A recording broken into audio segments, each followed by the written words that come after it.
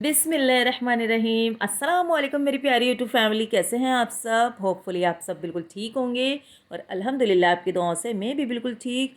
जी तो आज पूरे 3 दिन के बाद मैं अपना व्लॉग आपके साथ शेयर कर रही हूँ। घर की कुछ मसरूफियात थी जिसकी वजह से मैं वीडियो नहीं बना सकी, तो सोचा आज क्यों ना अपनी एक्टिविटीज़ अपनी यूट्यूब फैमिली के साथ शेयर की जाएँ। अच्छा जी, मेरी कोशिश यही होती है कि मैं डेली जो है वो अपनी वीडियो अपलोड किया करूँ। हर जो भी छोटी छोटी सी बातें होती हैं और जो भी मेरी एक्टिविटीज़ होती है वो आपके साथ शेयर किया करूं, लेकिन ऐसा कुछ नहीं होता क्योंकि मेरे पास जो है वो मैड नहीं है अब, तो इसलिए पूरे घर का काम मुझे ही करना पड़ता है। बच्चों को देखना, खाना बनाना, सफाई, बर्तन, ये सारा कुछ जो है ना बहुत ही लंबा प्रोसेस होता है। कहने में तो बहुत ही छोटा सा लफ्ज़ है, लेकिन जब ये काम करने पे आए ना तो सच में पूरा जो दिन है ना वो वेस्ट हो जाता है।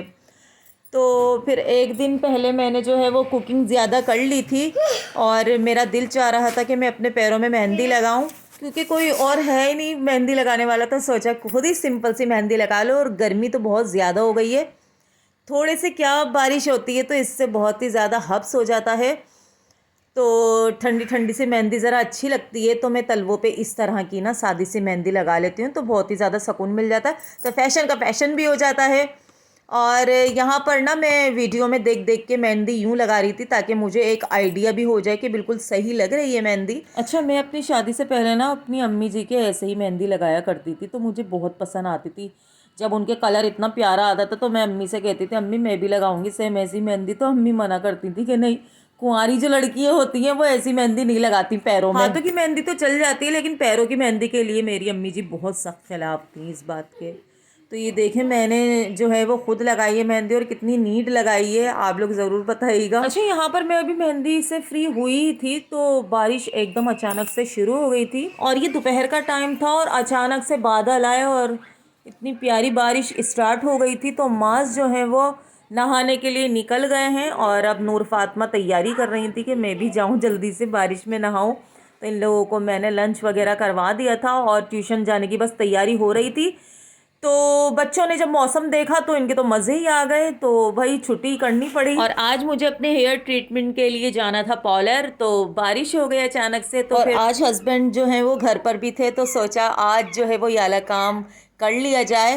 फिर जो है बारिश का वेट किया कि बारिश रुक जाए तो फिर हम लोग निकलते हैं। तो शाम का टाइम हो गया था यहाँ पर और बारिश जो है रुक चुकी थी, बस सिर्फ बूंदाबांदी हो रही थी और इतना प्यारा मौसम हो रहा था बाहर का।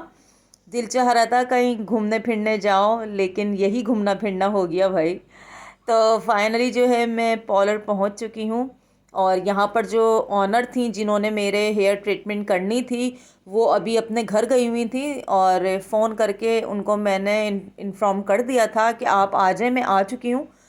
तो उन्होंने 10 मिनट का टाइम दिया कि चलें आप वेट करें मेरा, तो फिर मैं आ जाती हूँ। खैर 10 मिनट के बाद वो आ चुकी थी, फिर मेरी जो है वो हेयर ट्रीटमेंट स्टार्ट हो गई थी। और यहाँ पर बच्चे भी मेरे साथ आ चुके थे, जबकि मैंने बच्चों को कहा था बेटा 4 से 5 घंटे लगेंगे, आप लोग जो है वो बोर हो जाओगे, लिहाजा आप लोग अपनी नानों के घर चले जाएं, क्योंकि ये पार्लर जो है मेरी अम्मी जी के घर के पास ही है।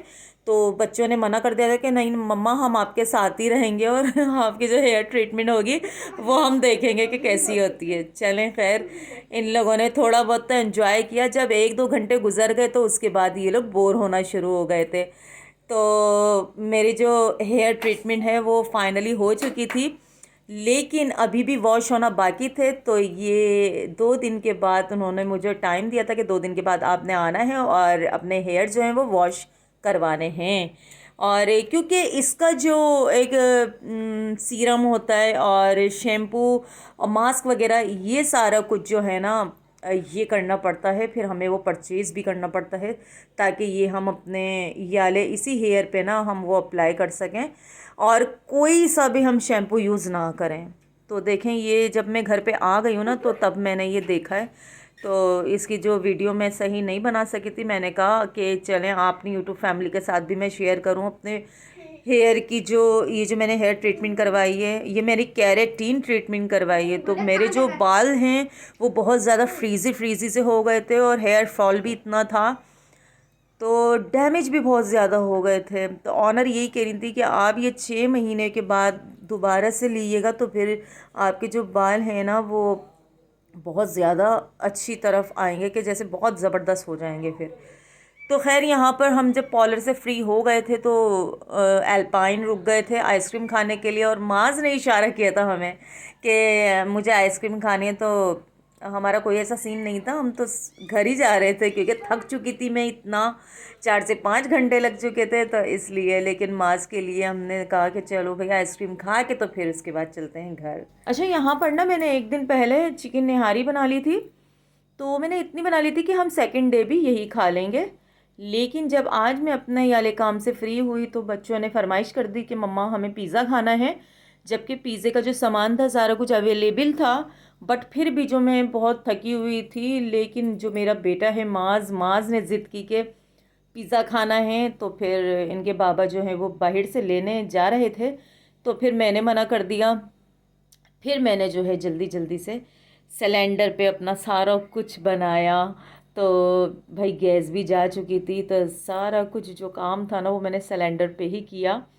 देर से तो हुआ लेकिन बच्चों को खाना लेट मिला, लेकिन उनका फेवरेट खाना मिल गया था पिज़्ज़ा। अच्छा, यहाँ पर जो है मैंने पिस्ता फ्लेवर ऑर्डर किया और मास के लिए आया मैंगो फ्लेवर।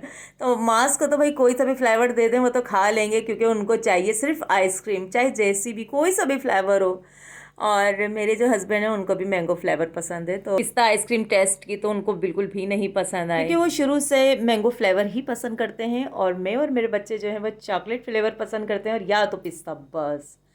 अच्छा, यहाँ पर बच्चों को मैंने जो है वो 2 किस्म के जो है वो पिज़्ज़ा बिल्कुल रेडी करके दे दिए थे, फिर गर्मा गर्म इन लोगों ने एंजॉय किया। और यहाँ मैं बहुत थक चुकी थी और अब मैं करूँगी रेस्ट। तो आज की वीडियो यहीं तक थी। होपफुली आपको आज की वीडियो ज़रूर पसंद आई होगी। अपना ढेर सारा ख्याल रखिएगा, फिर मिलूंगी नेक्स्ट वीडियो में बहुत जल्द। तब तक के लिए अल्लाह हाफिज़, टेक केयर, बाय बाय।